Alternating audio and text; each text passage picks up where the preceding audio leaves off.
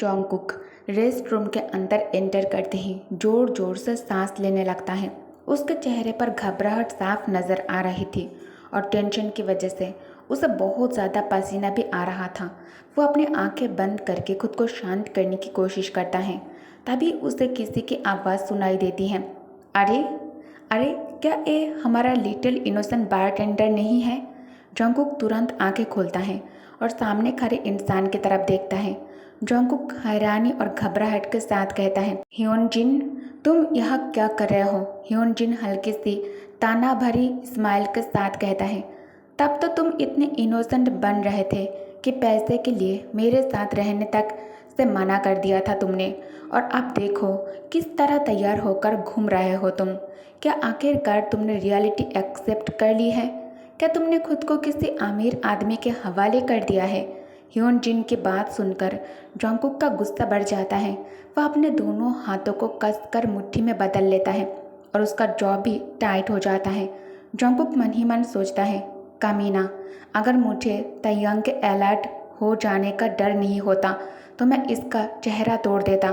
जॉन्गकुक Hyeon जिन की आंखों में देखकर कोल्ड टोन में कहता है, इसका तुमसे कोई लेना देना नहीं है, प्लीज़ मेरा रास्ता छोड़ो।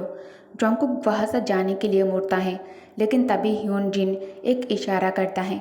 उसके बॉडीगार्ड्स तुरंत रेस्ट रूम के एग्जिट के सामने जाकर खड़े हो जाते हैं और जॉन्गकुक का रास्ता ब्लॉक कर देते हैं। ह्योन जिन कहता है, तुम इतना इनोसेंट बनने की एक्टिंग क्यों कर रहे हो? अगर तुम खुद को किसी के हवाले कर रहे हो तो तुम्हें क्या फ़र्क पड़ता है कि सामने वाला कौन है? आज रात तुम मेरे साथ रहोगे। जॉन्गकुक गुस्से में कहता है, बकवास बंद करो, मेरे रास्ते से हटो और मुझे जाने दो। जॉन्गकुक दोबारा एग्जिट की तरफ बढ़ने की कोशिश करता है, लेकिन तभी एक बॉडीगार्ड उसे पकड़ लेता है।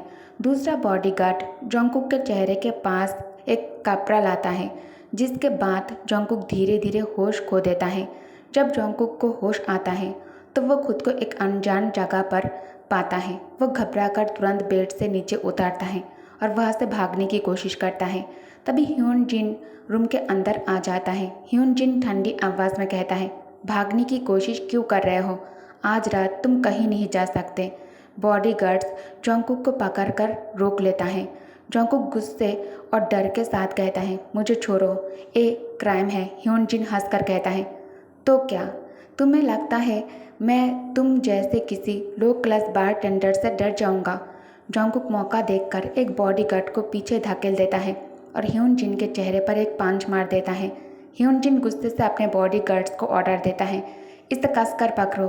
बॉडीगार्ड्स जॉन्गकुक को पकड़कर बेड के पास रोक कर रखते हैं ताकि वो हिल भी ना सके। ह्योन जिन जॉन्गकुक के करीब आता है और गुस्से में कहता है, तुम जैसे नाशुक्रे लड़के को अपने हाथ भूलने की आदत है। फिर वो जॉन्गकुक के कपड़े को ठीक करने की कोशिश करता है और उसकी हालत देखकर ताना मारते हुए कहता है, लगता है कल रात तुम्हारी हालत काफ़ी खराब हुई थी, आज रात मेरी बारी है। जॉन्गकुक डर के मारे चीख उठता है, मेरे पास मत आओ, मुझे टच मत करो। जॉन्गकुक के आंखों से आंसू बहने लगते हैं। वो बुरी तरह से रो रहा था और हेल्प के लिए सिर्फ एक ही नाम उसके दिमाग में आ रहा था। जॉन्गकुक रोते हुए कहता है, तयंग। ह्योन जिन जॉन्गकुक के करीब जाने की कोशिश करता है। तभी अचानक रूम का दरवाज़ा जोर से टूटकर खुल जाता है। तयंग रूम के अंदर एंटर करता है। ह्योन जिन तुरंत पीछे मुड़कर देखता है कि आखिर कौन आया है, लेकिन जैसे ही उसकी नज़र तयंग पर पड़ती है उसके चेहरे का रंग बदल जाता है। ह्योन जिन तुरंत पीछे हट जाता है और डरी हुई आवाज़ में कहता है, मिस्टर किम, आप यहाँ? इसके बाद उसकी जुबान जैसी रुक जाती है। ताइयंग के डार्क और डेंजरस एक्सप्रेशन को देखकर ह्योन जिन के मुंह से आगे एक भी वर्ड नहीं निकलता। ताइयंग डेंजरस और वार्निंग भरी आवाज़ में कहता है, तुमने मेरी चीज़ को टच करने की हिम्मत कैसे की? जॉन्गकुक हैरानी से ताइयंग की तरफ देखता रह जाता है। जॉन्गकुक मन ही मन सोचता है, ताइयंग, वो सच में मुझे बचाने आया है। ताइयंग बिना एक सेकंड वेस्ट किए सीधा ह्योन जिन के पास पहुंचता है। वो साइड टेबल के ऊपर रखा हुआ एक फ्लावर बास उठाता है और गुस्से में उसे ह्योन जिन के माथे पर मार देता है। जॉन्गकुक ये सब अपने आंखों के सामने देखकर डर जाता है। ताइयंग डार्क वॉइस में पूछता है, तुम्हारे किस हाथ ने उसे टच किया था? ह्योन जिन घबरा कर कहता है, रुको, वेट, ये एक मिसअंडरस्टैंडिंग है, मुझे नहीं पता था कि वो आपका है। लेकिन ह्योनजिन की बात से तयंग का गुस्सा बिल्कुल शांत नहीं होता।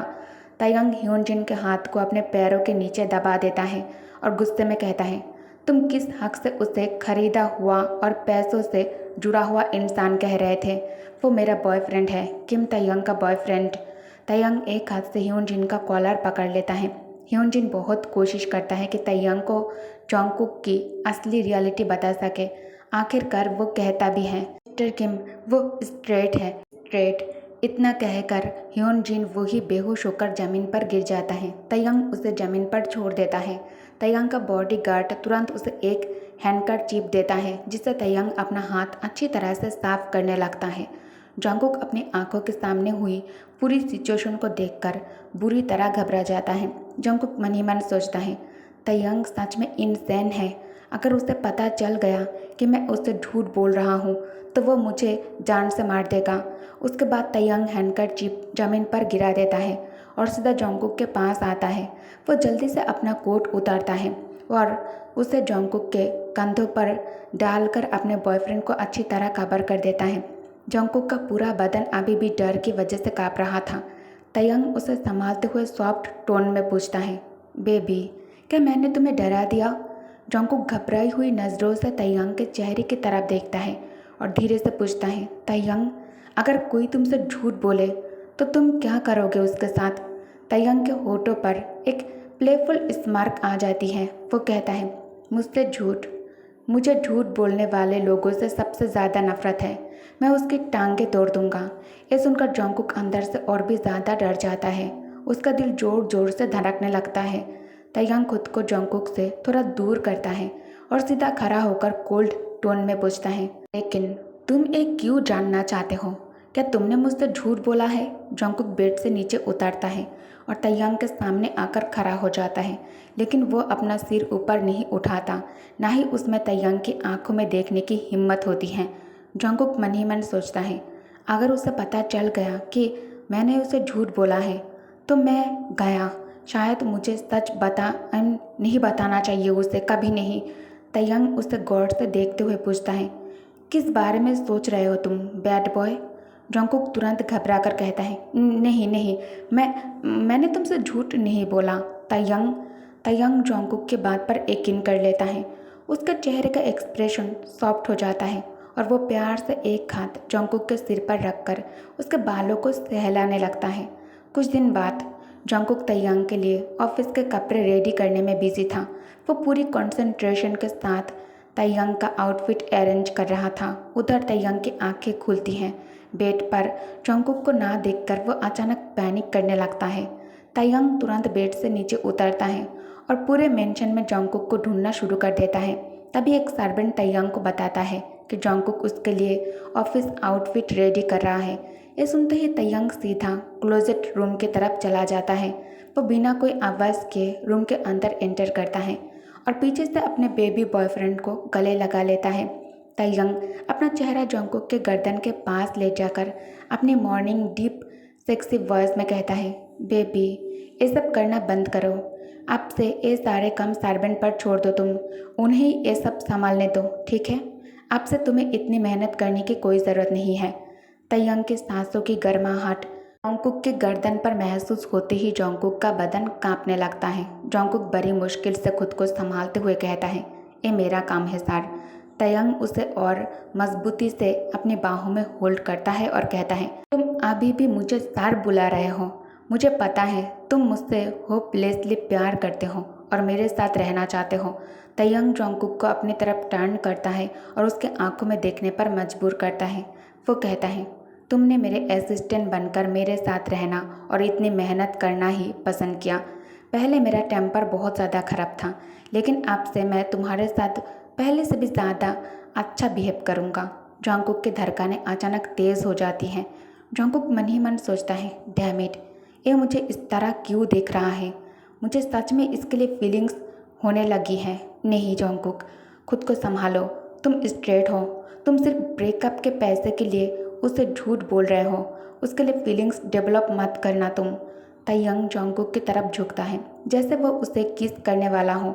जॉन्गकुक की धड़कनें एकदम तेज़ हो जाती हैं।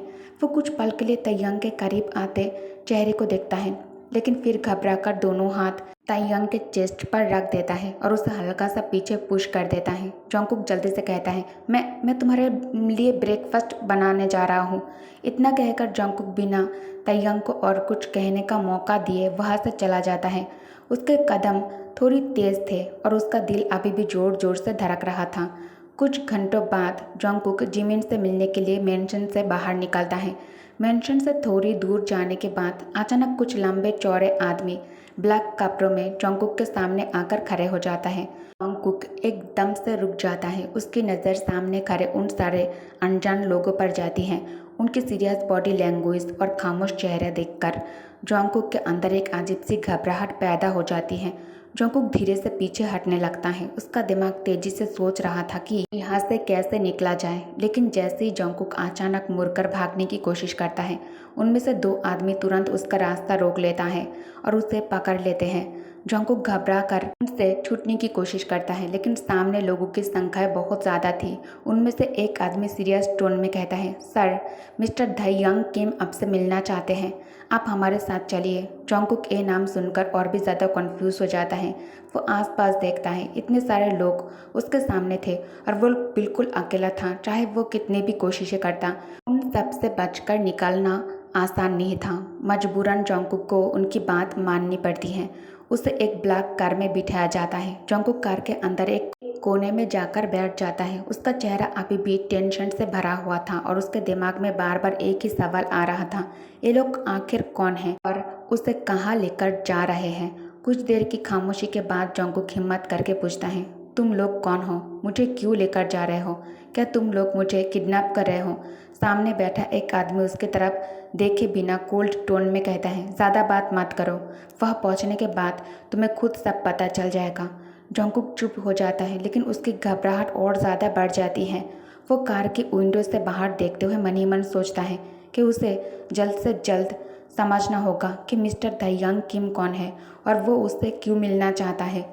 ओके गाइस, तो इस पार्ट को मैं यही एंड करती हूँ। Thank you for watching, bye bye.